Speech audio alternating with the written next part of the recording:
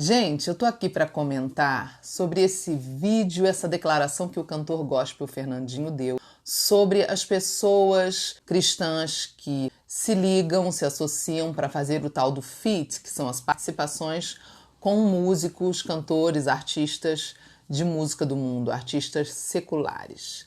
Foi uma polêmica esse vídeo dele. Eu até comentei lá na hora que eu vi, o primeiro site que eu sigo que postou, falando que eu concordo com tudo que ele falou, porque eu entendi o que ele quis dizer. Ele realmente está falando uma coisa verdadeira, que quando você realmente serve a Deus e a tua boca só serve para adorar a Deus, obviamente que você não vai emprestar a tua boca para cantar outras músicas que não adoram a Deus, que não invocam a Deus, certo? Então eu entendi perfeitamente essa parte, só que eu acho que ele falou pouco. Ele tem que falar um pouco mais. Porque isso que ele falou é só a pontinha do iceberg. Tem muito mais coisa aí para baixo para a gente falar que, na verdade, é a raiz disso tudo.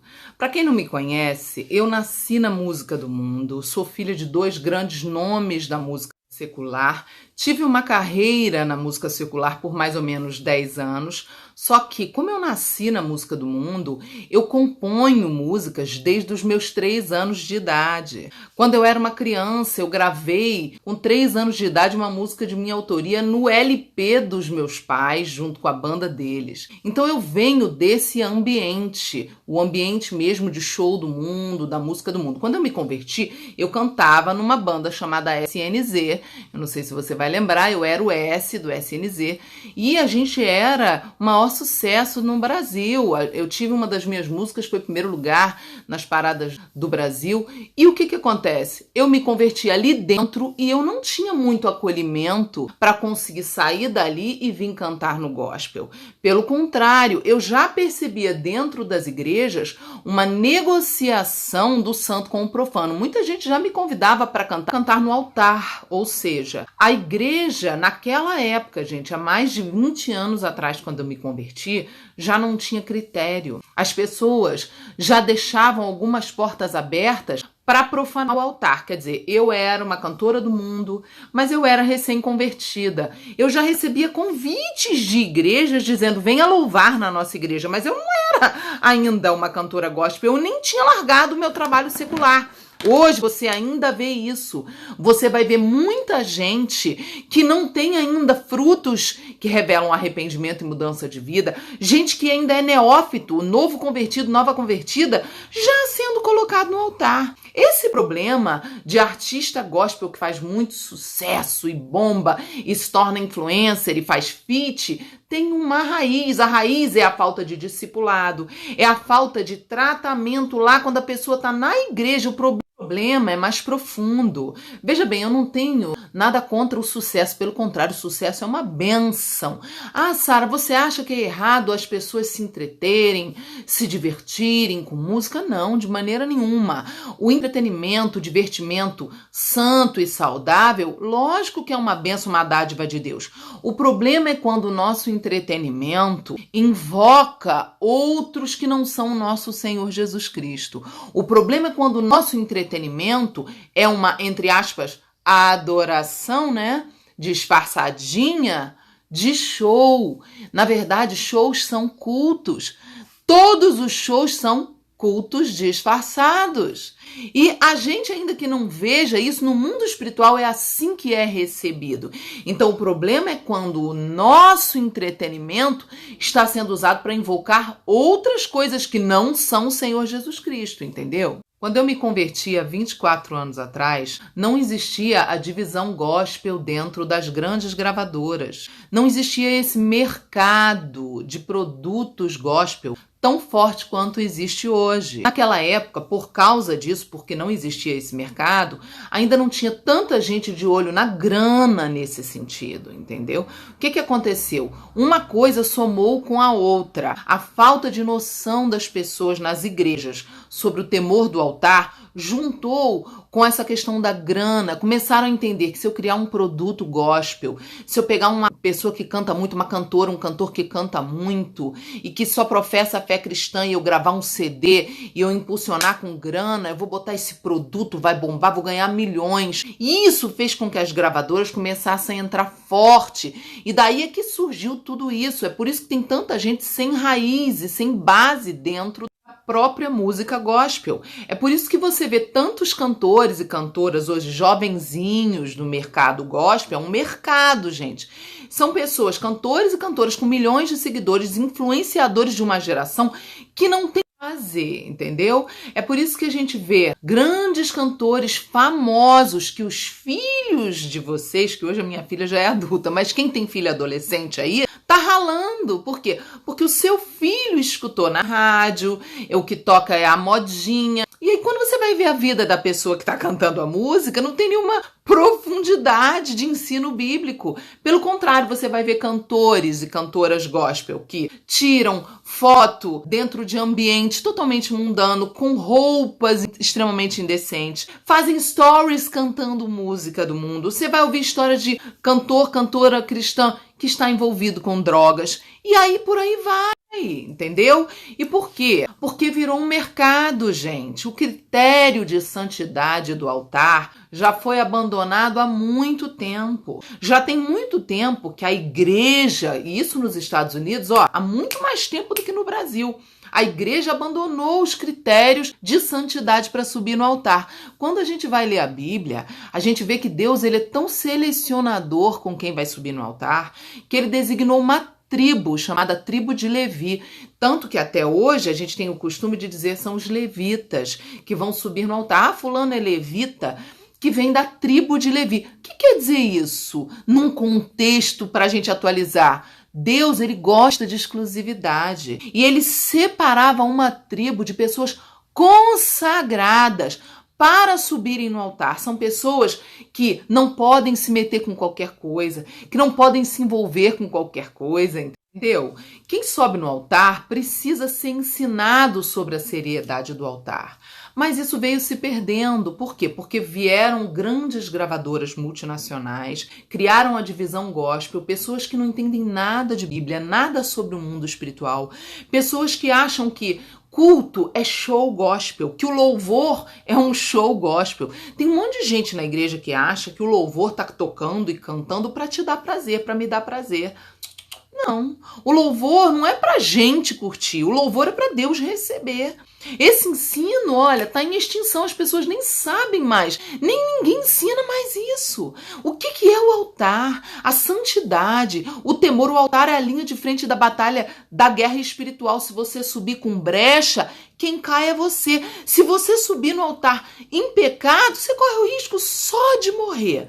Só isso, só morrer, só bater as botas. Ah, Sara, mas acontece que fulano e fulana, eles cantam música gospel, mas eles não cantam no altar da igreja deles, não. Eles fazem que nem lá nos Estados Unidos. Você sabe como é que é nos Estados Unidos? Nos Estados Unidos é assim. Tem um cantor de música secular, não tem nada de vida com Deus, não tem nenhum relacionamento com Deus, mas simplesmente grava um disco gospel para vender no mercado gospel com a sua voz. Isso é um mercado que simplesmente pega a voz do cantor que faz sucesso no secular e grava agora só com música gospel. Isso aconteceu agora no Brasil, isso está acontecendo agora aqui no Brasil. Um monte de gente que não tem vida no altar, que não tem vida de consagração, tá cantando música gospel e vendendo e tocando na rádio e arrebentando. Qual é o problema disso? O problema disso é que os jovens, os adolescentes, os seus jovens, os seus adolescentes, eles querem cantar aquela música da pessoa que não tem nenhuma consagração no altar da igreja. Eles querem trazer aquilo que está na rádio para o altar da tua igreja e aí é que mora o perigo. Por exemplo, você sabe aquela música Aleluia, que teve uma cantora com uma voz lindíssima, cantora gospel, uma voz lindíssima, a menina, ela gravou essa música fazendo uma letra em português para a música Aleluia, uma música em inglês. O compositor dessa música, o Alexander Cohen, ele não é crente. Ele se declara budista, não tem nada a ver com Bíblia, a vida dele. E a letra da música original é uma zoação para as pessoas que querem se emocionar. Ele literalmente fala o seguinte, olha, é muito fácil emocionar na letra. É só juntar o tal acorde com tal acorde que você vai sentir emoção. É uma zombaria. Aí ele põe no refrão, aleluia, aleluia, aleluia. Os crentes sem noção, sem cultura, não sabe ler o inglês, pega lá, troca e canta uma música. No altar tem um monte de igreja que canta essa música até hoje. As pessoas precisam entender que toda música ela tem uma fonte de inspiração por trás. Eu componho desde os 3 anos de idade.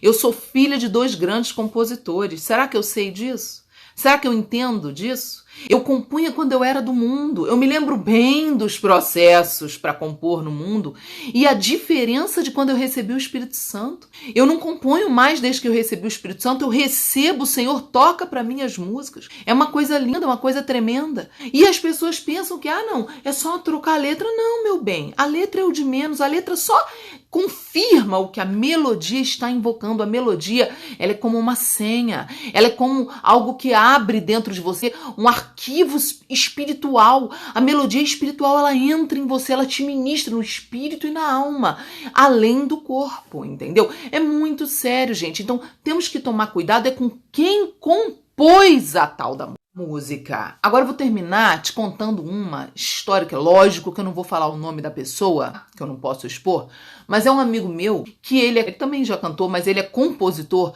de música do mundão mesmo, assim, sertanejo, muita música do mundão mesmo, pesada. Um dia ele chegou pra mim e falou assim, você tá cantando gospel agora, Sara? Aí eu tenho umas músicas gospel. Eu olhei bem pra cara dele e falei, como assim? Você não é da igreja, você não é crente, você nem crê que Jesus é o Senhor? Ele disse pra mim, não, mas é muito fácil fazer música gospel. Eu pego a palavra amor e troco pela palavra Senhor. Eu pego a palavra carinho e troco pela palavra unção. Então meu amor, eu quero teu carinho, eu boto meu Senhor, eu quero a tua unção. Isso é a realidade que já está acontecendo nos Estados Unidos há muitos e muitos anos e no Brasil hoje. Já tem tempo, então toma cuidado. Olha os compositores das músicas que você ouve. A conclusão é que essa coisa do feat que o Fernandinho falou é só a pontinha do iceberg. Sabe? É o que todo mundo tá vendo, é o que tá chamando atenção na mídia. Mas, na verdade, tem uma raiz, é só a ponta do iceberg, tem uma coisa muito maior por baixo que não está sendo tratada. Jesus falou sobre essa questão das aparências. Quando a gente só está preocupado com as aparências, a verdade é que no nosso meio cristão tem muito, mas muito crente que se as aparências estiverem tudo bem, tá tudo ótimo, ninguém fala nada, ninguém confronta. Mas quando começa a incomodar na questão das aparências, aí o povo se levanta. E Jesus falou, olha, vocês estão coando um mosquito e engolindo um camelo. Vocês estão preocupados com um detalhe quando tem uma coisa muito maior que vocês estão deixando passar. Ele falou isso lá em Mateus 23, 24. E essa palavra não era para os gentios, para os ímpios, para os incrédulos, não. Essa palavra era para nós cristãos. Era para os crentes essa palavra. Então veja bem, Sara, o que você sugere? Você acha que as gravadoras, grandes gravadoras, estão erradas em ter uma divisão gospel? Não.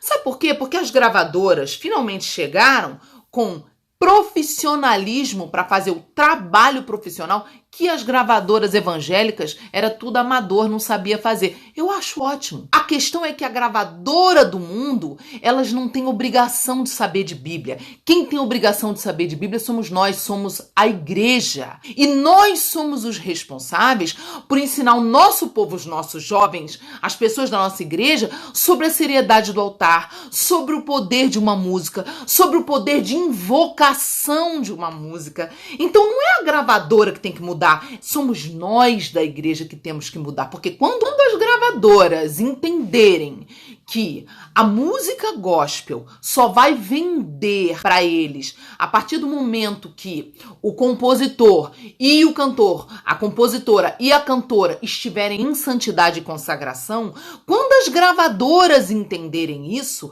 as próprias gravadoras não vão mais contratar pessoas que não têm coerência com o que cantam e com o que vivem na vida particular. O problema é que a igreja consome sem olhar quem. A igreja consome e bota no altar e enriquece as gravadoras sem nenhum critério de santidade. A culpa é nossa, a culpa não é das gravadoras. O trabalho das gravadoras é ser profissional. E quando a gente mudar e a gente parar de consumir aquilo que vem de uma pessoa que não está em consagração, aí as gravadoras automaticamente não vão mais contratar pessoas que estão vivendo em pecado, entendeu? E aí o artista gospel que é convidado para fazer um feat com um cantor de música do mundo, se ele tem uma vida de consagração, se ela tem uma vida de consagração, é uma pessoa que vai buscar a direção do Espírito Santo, é uma pessoa que vai determinar os limites para a sua participação.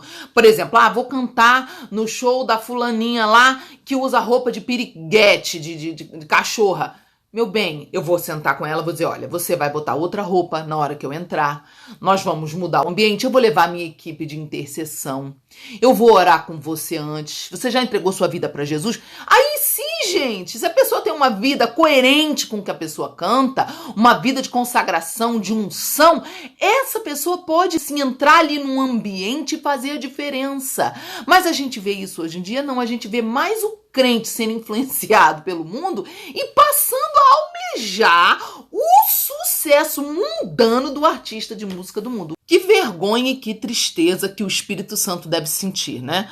Quando vê o coração de um crente desejando as coisas do mundo. Agora, quanto a mim, eu posso falar. Eu fui transformada por meio de um discipulado, de um tratamento de confronto, de mudança de vida. Eu aprendi e tenho pregado isso há mais de 15 anos. Gente, o altar da igreja é o lugar que, se não tiver consagração e santidade, aquela igreja pode ser linda, milionária, poderosa, ter mais de 5 mil, 20 mil pessoas, que não vai mudar nada territorialmente. O altar que tem fogo estranho não muda, não faz a diferença nos céus de uma cidade, de um bairro, de uma nação. Não muda. É por esse motivo, amanhã, 7 de setembro, nós estamos todos entrando em oração por causa de toda a manifestação pacífica que nós queremos mudar o Brasil, mas não adianta nada se os altares das igrejas continuam cheios de fogo estranho, fogo profano, imundície, pecado. Por quê? Porque nós temos que mudar isso urgentemente. E eu encerro com esse texto de Salmos, capítulo 24, que diz assim, verso 1. Ao Senhor pertence a terra e tudo que nela se contém. O mundo e os que nele habitam, tudo pertence a ele. Verso 2. Fundou a ele sobre os mares e sobre as correntes a estabeleceu. Verso 3. Quem subirá ao monte do Senhor?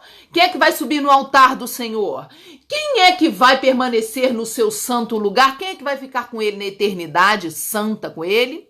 Verso 4 ele responde, aquele que é limpo de mãos e puro de coração, que tem mãos limpas e coração puro, que não entrega sua alma à falsidade nem jura dolosamente. Verso 5, ele obterá do Senhor a bênção e a justiça do Deus da sua salvação. Verso 6, tal é a geração dos que o buscam, dos que buscam a face do Deus de Jacó. Verso 7. Levantai, ó portas, as vossas cabeças. Levantai-vos, ó portais eternos, para que entre o Rei da Glória. Levanta a tua cabeça para os portais eternos, porque Jesus está voltando. Jesus está voltando. Entenda, mãos limpas significa o quê? Sem sujeira, sem pecado, sem praticar pecado. Coração na Bíblia é alma, alma pura, alma limpa, mãos limpas e coração puro. Significa eu não peco nem na prática, nem nas minhas vontades, vontades transformadas. Quem subirá ao monte santo do Senhor? Quem vai subir no altar do Senhor? Quem vai habitar no lugar santo do Senhor? Aquele que anda em santidade, aquela que anda em santidade. Quem é que tem que subir no altar do Senhor? Quem está em consagração, como era a tribo de Levi, uma tribo separada da sujeira, separada do pecado.